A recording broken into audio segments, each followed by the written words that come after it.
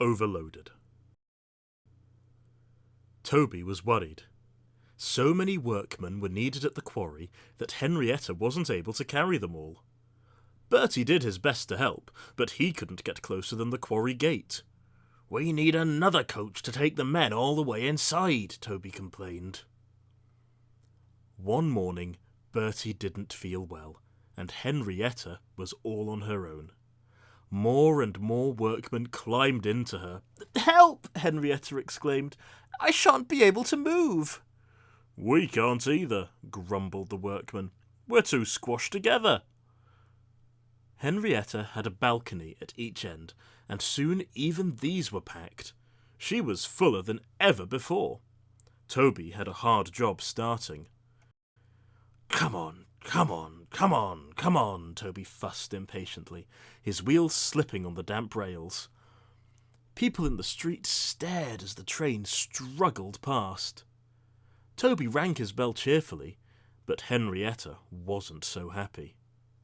Suddenly, a car came out of a side street in front of them. Toby's driver put on the brakes at once.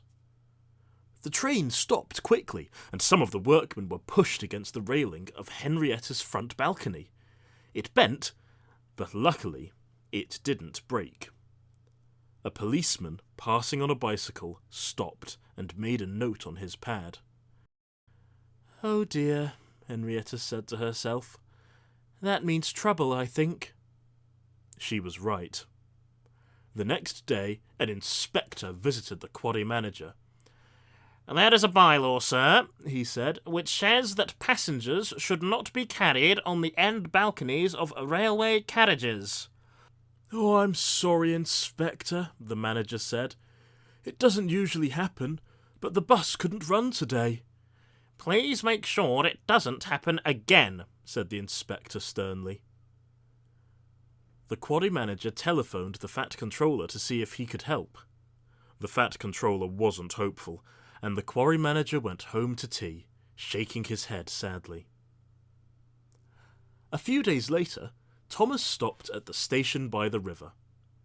As they waited, he heard a buzzing noise from behind a thick hedge that grew near the platform. Suddenly, there was a rustling and a loud crash. A man's head appeared above the hedge. He had a saw in his hands. "It's nice to see the railway once more," he said cheerfully.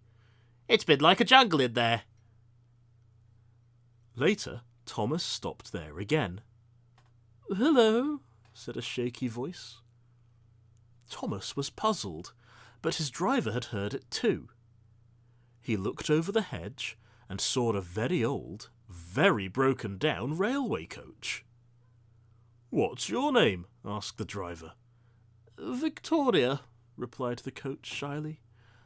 Are you Thomas's driver?" But before he could answer, the guard's whistle blew, and they had to go. At the top station, Toby told Thomas about the workmen. "I really need another coach," he said sadly.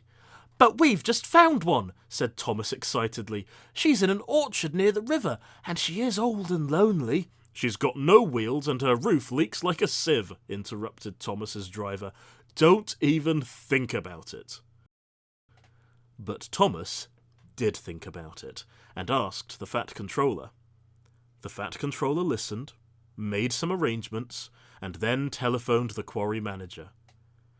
"Good afternoon, Toby and Henrietta," the manager greeted them the next day. "It's going to be all right," he went on.